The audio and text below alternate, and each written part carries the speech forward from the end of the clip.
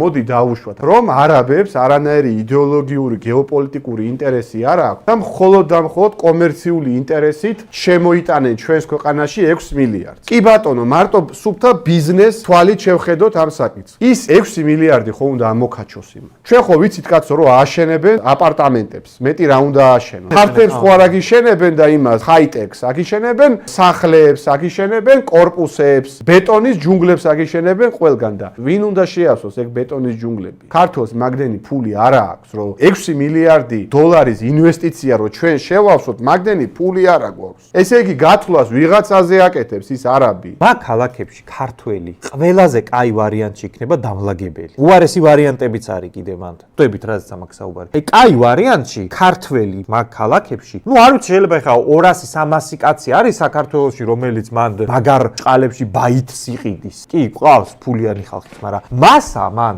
მაქსიმუმ მომსახურე პერსონალად მოიაზრა. ერთ საკუთარ სახლში შენ იქნები სტუმარი, იქნები მოსამსახურე პერსონალი და მაგ ხალხს ფეხებს დაბან. კონსერვატორების საქართველოსთვის